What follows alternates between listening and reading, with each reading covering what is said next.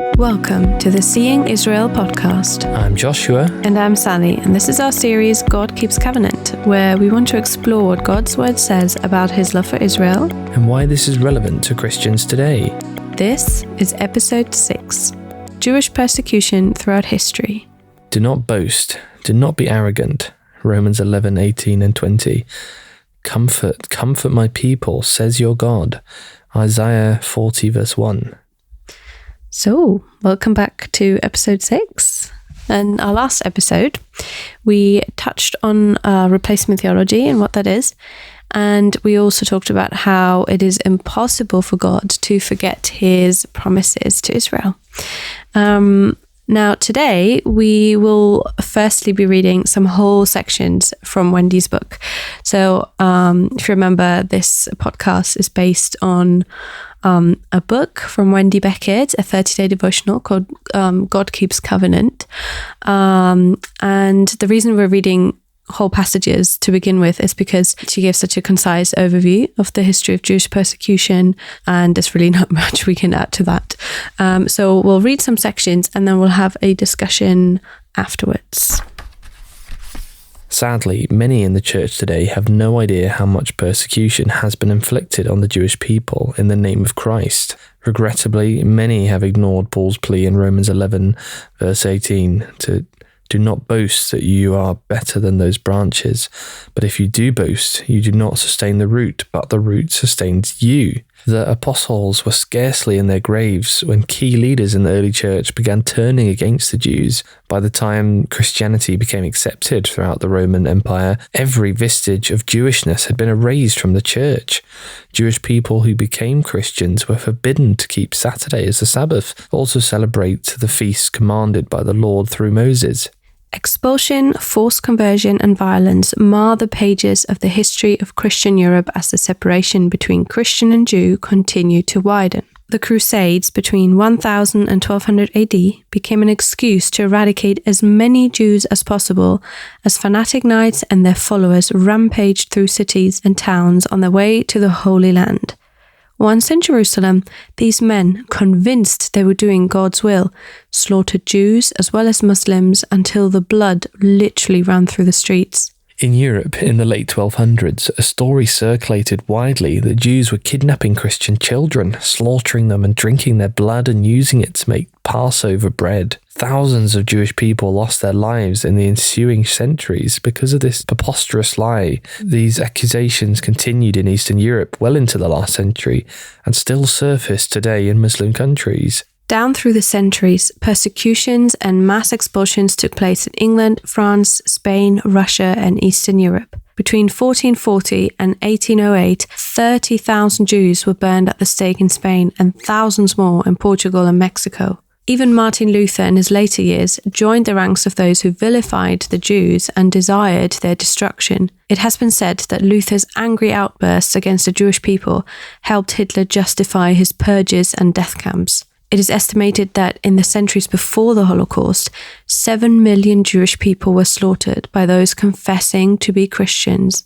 During the Holocaust, around 6 million Jews were systematically annihilated by the Nazi regime. Babies, children, men and women, the elderly, nobody was spared, and their only crime was being a Jew. This didn't happen overnight. Antisemitism had been brewing and growing in Europe for centuries, starting shortly after the last of Jesus' disciples passed away, and the Holocaust was the ultimate culmination of this hatred. Where was the Lord in all those centuries of suffering? I believe he was weeping with his people. In all the affliction, he was afflicted. Isaiah 63:9. He was also weeping over his church. He had left such clear instructions to love. That's the end of the reading quotes. Let's have a little discussion about this. So those are some really heavy words, but I think it's really important that we don't shy away from the reality of history. You know, many in the church have probably either forgotten or never aware of these atrocities, but that doesn't mean that the Jewish people have forgotten what was done to them in the name of Christianity and ultimately in the name of Christ. You know, growing up, I always asked myself, how was the Holocaust even possible? Like, where were all these Christians? Like, I knew there was lots of churches in Germany and so on. So I was like, well, where were all the Christians? What were they doing? Yeah, it's like, did anyone notice? Was it that secret and hidden? Exactly. I thought, like, how did they pull this off, like, so secretly without any of the Christians noticing? That's what I used to think. But unfortunately, in the days following October 7th massacre in 2023, I began to see part of the answer, unfortunately, which is not an answer I'd ever thought I'd find. But let's summarize what happened on October 7th, shall we? Just for anyone who may not be aware. Really not that long ago, in 2023, on October 7th, masses of Palestinian fighters and civilians rushed into Israel, and they killed as many Jews as they could in an attack that was meticulously planned, and it was designed to target as many civilians as possible. They did that on a Saturday morning. Music festival. Yeah, that just people who were in their homes on a Saturday morning having a lie-in. It was the Sabbath, the Jewish day of rest, and they didn't go and fight soldiers. They went to kill men, women, pregnant women, babies, children. And they didn't just kill them, they weren't just shot and died in an instant. No, they were mutilated, raped, burned alive. Many were taken hostage. Over 1,000 innocent people lost their lives, and their only crime, just as it was in the Holocaust, was that they were Jews. I mean, interestingly, there are also Muslim Arabs among the victims, because basically anyone who's friendly with Israel is a traitor. And so they were also worthy of being killed. It really was the worst attack on Jews since the Holocaust. And unfortunately, we're hearing stories again about how Israel, basically the Jews, want to intentionally kill as many children as possible, how they're allegedly committing genocide on purpose. Even in the conservative Christian circles, a concerningly large amount of people believe the old medieval lie, Jews control the world's wealth and want to take over the world. You've probably heard it, like you've seen the memes, like the comments on social media, while at the same time they also say, oh yes, the Jews control all the media. Which does not make any sense, because the media hates Israel. So exactly. It's like, pretty sure if the Jews controlled the media, they'd say lots of good things about Israel. You think they'd have a slightly better press, but that's just anecdotal, you could say. It's all based on that same idea, like, oh, the Jews are out to get us and to rule the world. It's literally like, on a slight sidetrack on YouTube, I saw a video pop up where someone used AI to translate one of Adolf Hitler's speeches, one of his first speeches in the 1930s before the Holocaust, and they translated it into English. And he literally goes on a massive rampage against how all of Germany's problems are because of these Jews, like, and their wealth ruining the economy, and how every problem in their society is all thanks to the Jews. And everyone in the comments literally was saying, yes, this could have been written yesterday, completely agree with this, like, oh, we beat the wrong enemy. And it's like, these are people living right now today, and who are walking around in the society. Ignorance, unfortunately. And that actually reminds me of, we talked about this the other day, about like how little people know about the Holocaust. When I was doing my teacher training, I had to do a literature review, and it could be on anything. So we were allowed to choose any topic, and I wanted to find out, like, what do students know about the Holocaust? And so I looked at a few studies, and there's some more recent studies as well, that basically showed that a lot of people, like in Germany even, don't know what the Holocaust is. Some people have never heard of the word Holocaust before. A lot of people, they underestimate the number of victims. Yeah, they deny it completely. There's obviously lots of Holocaust deniers as well, but that's kind of like the extreme where you think, oh, well, yeah, there's a few Holocaust deniers, but there's actually a large part of the population that generally doesn't know much about the Holocaust at all. And, everyone's kind of heard of Hitler, but it's like often people think that he was sort of like the main perpetrator and everything that happened was because of him. Whereas obviously without the whole the seeds German population supporting him, he wouldn't have been able to do anything at all. And, you know, it was a national failure to the Jewish people that led to the Holocaust. It wasn't just one crazy man going around with a gun. I mean, he probably personally didn't get his hands dirty. You know, he got everyone else to do the job. Like crazy fact I heard, which I could not believe, but it's true, was after the Holocaust was over, so after the camps had been liberated after World War II, the few remaining Jews in Poland who crawled out the camps, they were actually had another pogrom against them by the Polish civilians in Poland, and they were so annoyed to see they hadn't all been killed. They started like hunting them down and killing them themselves, and that's why the very last remaining Jews in Poland all had to flee, and a lot of them ended up in Israel because there was literally nowhere else for them to return to. They couldn't go back to their homes. Not even the end of World War II finished. The hatred ended that massacre, and it just carried on. And so obviously October 7th was a kind of Holocaust, and that the amount of people who were slaughtered that day, terrible, in such a short period of time, you know, on a peaceful Saturday morning. And among these people were Holocaust survivors as well. That's something that, you know, you need to really let that sink in. Holocaust survivors were taken hostage.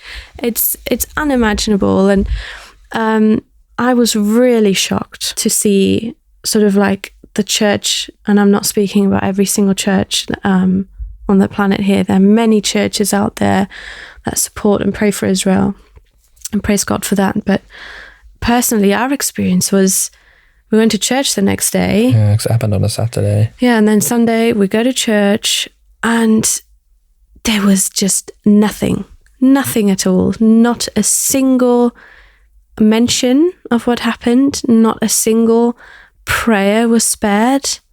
And I mean, for months and until now, you know, there's prayers for Gaza, prayers for the Middle East, against the violence of the Israeli government, but nothing about the unspeakable injustice that was done to the Jewish people that day, and continuously ever since, because obviously it didn't really end that day.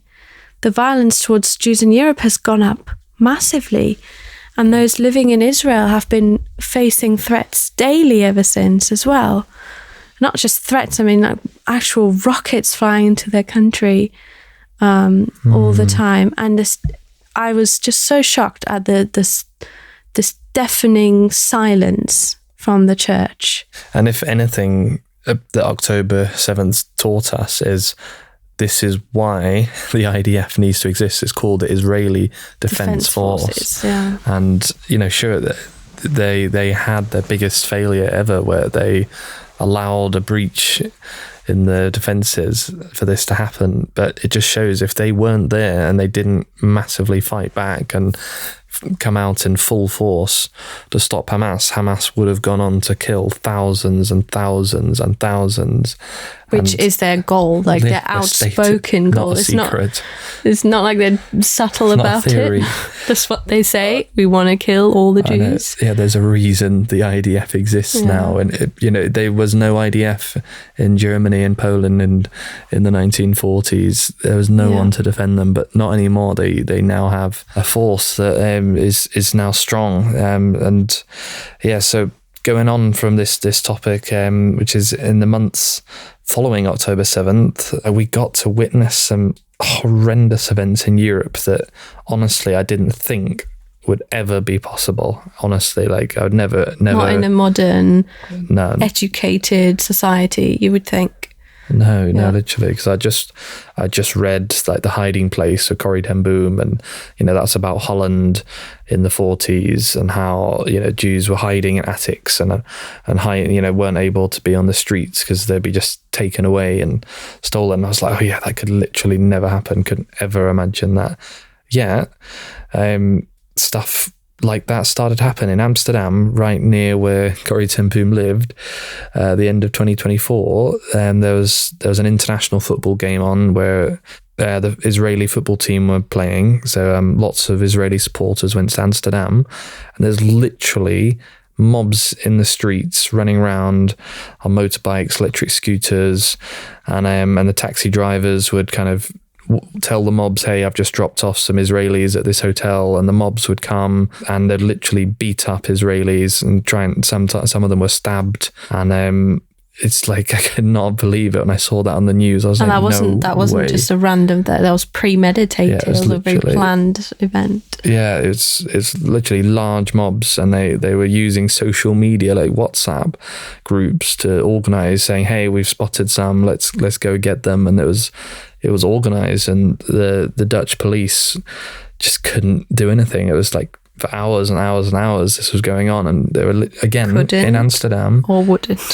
In Amsterdam there were Jews hiding in their rooms, hiding like Anne Frank was nearly 100 years prior, and there we were, 2024 Amsterdam. It's unbelievable. And it's back, and it kind of boils down to the same blood libel that happened in the Middle Ages and in the 40s, where they're saying, oh yeah, the Jews are trying to control everything, and they hate, they're killing kids on purpose, and it all boils down to the same thing, the same lie. And we just got to think, like, why does this keep happening? Yeah, it's not, you can't really explain it on a human level.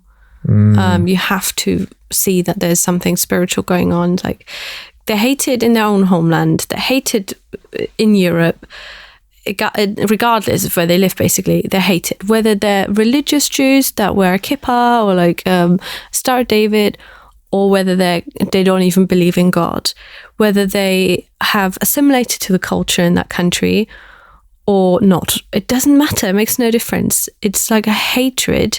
It's a demonic hatred like no other, really. You can't explain it politically, through sociology, or anything. It's that, like in the book of Esther in the Bible, Haman had such a hatred for Mordecai. He basically got his way and made it possible for this decree to be sent out that all the Jews can be killed. And I mean, thankfully, we know the end of the story was that Esther managed to tell the king about this and tell him she was a Jew, and then they managed to not undo the decree, but they allowed the Jews to defend themselves, something along those lines. In his own but that deep hatred that Haman had, that's the same hatred that Hitler had. And unfortunately, that same hatred lives on today. So many people have that hatred in them. They want nothing more than to see Israel gone from the map. You cannot explain it other than that it is a spiritual battle. As Christians, we need to think, like, what's our role in this? Going back to the 40s again, like, will we be like the thousands? Literally, there was thousands of churches. It's, we went around Munich not long ago, and there's some beautiful churches there, amazingly built churches. Outwardly. On the outside, like, will we be like these thousands of churches in Nazi Europe that just stood idly by as Jews were literally being dragged past their doors, loaded into cattle cars, failing to follow the most basic teaching of Jesus, which is to love our neighbours as ourselves? Or will we be like the people we read about, the heroes of World War II, like Friedrich Bonhoeffer or the Ten Boom family, who loved Jesus so much that they understood that standing by was just not an option. In 2019, we both were lucky enough to have the opportunity to travel to Israel. We visited two amazing museums around Jerusalem. One was the Holocaust Memorial Museum, also known as Yad Vashem.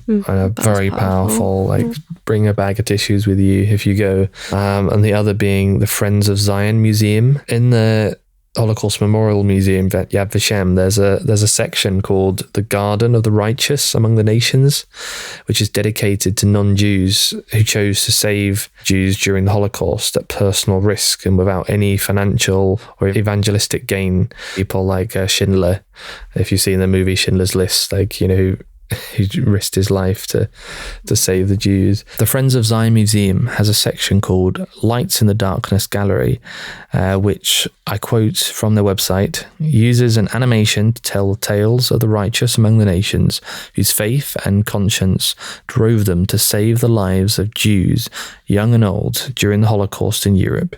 Yeah, me and Sally both highly recommend visiting these museums if you ever get the opportunity to. Definitely, yeah. I really underestimated the Friends of Zion museums. I'd heard of it a few times before, and people said, "Oh, it's got these really impressive animations," and I couldn't really imagine like 3D projections. what it would be like. And I thought, oh, okay, might be a bit tacky, but it was so immersive and moving. So definitely go if you can. And the Holocaust Memorial Museum is also so powerful because they've literally collected like whatever proof they can find of the millions that were slaughtered, and when you're looking there, it just makes you think, like, how are there people out there who deny that this happened? Like, that's the most insulting thing you can imagine to these families. Yeah, I mean, I think we've been talking for quite a while, and I just want to bring up one more thing before we wrap this up, which has been on my mind this whole time. When I bring things like this up with someone in a church, I often get a response. It's like, antisemitism isn't a thing in the church, or replacement theology isn't a thing. It's nothing to do with our study that, or like, I don't hate Jewish people. I don't hate Israel. It's just, or, I don't hate the Jews, but, and that, sort of like the condemning of Israel for the actions against Gaza, or alleged actions against Gaza, it's got nothing to do with the fact that it's a Jewish state. It's all purely a political issue, a disagreement, and, how Christians should be compassionate with those suffering. And obviously, according to the BBC and the like, that's not the Israelis who face daily threats and attacks in Israel, but those suffering are the Palestinians, or the people of Gaza, who are allegedly being deprived of food and so on. And obviously, what doesn't get mentioned is that they have received billions of dollars worth of donations from all over the world for many years. Israel supplies them with electricity, water. Humanitarian aid trucks have been amassing in Gaza.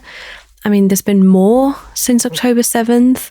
There's actually like an oversupply of aid. And yet, obviously, that just doesn't get shown in the news because that's inconvenient. That doesn't fit the general picture. And like, despite all this aid, there isn't a single shelter in Gaza for their civilians. Yeah, most of the money, like bomb shelters for civilians. Most of the money they have has been and still is being spent on building and buying rockets and weapons. Digging tunnels. Digging tunnels, all designed to kill Jews. And that money is also making a few terrorist leaders insanely wealthy while they profit from the world's compassion on the poorer civilians. But if we have so much compassion for a people whose intent in life, and again, we're not making this up, this is their outspoken goal, to murder Jews to grant them access to heaven. And our automatic response is to condemn whatever Israel has allegedly done or said. What does that say about our heart? And I think we really need to think about that and recognize our bias towards Israel, and also the fact that there's a spiritual battle going on and that it has existed for thousands of years. It's nothing new at all. It's not something that has existed since Israel became a state. A lot of people blame it on Zionism, on the fact that there's a Jewish state. Well, then how do you explain the Holocaust? There was no Israel. There was no Jewish state. How do you explain the Jewish persecution throughout history? There was no Jewish state. So obviously those are just excuses. There is a deep battle going on. And the fact is, God made some very clear promises to Israel, and the enemy is not happy with that. Satan knows his Bible very well, if you ask me. And he's well aware of how important Israel's role is in God's plan for this coming Messianic kingdom, which I genuinely believe is going to be a real physical reality based around a real physical world. And yeah, he hates that with a passion. So he'll do anything he can to stop it. He's tried throughout all of history to stamp out the Jewish people so that God can't use them to fulfill his purpose. Obviously, thankfully, as believers, we know that nothing can stop God from fulfilling his purposes. Amen. Yeah, and I think this is now a good time to end this episode. So thank you so much for listening. And next time, we're going to talk about the birth of the modern state of Israel and how that also wasn't just a human achievement, but something orchestrated by God himself. Thank you for listening to episode 6 of the God Keeps Covenant series. We are your hosts, Sally and Joshua, and we pray that this podcast can be a blessing to you. Don't forget to check out Ebenezer's website on www.ebenezer-oe.org, and on the website's resources page, you can access an ebook called When the Cross Became a Sword, which deals with the origins and consequences of replacement theology. We highly recommend you give it a read.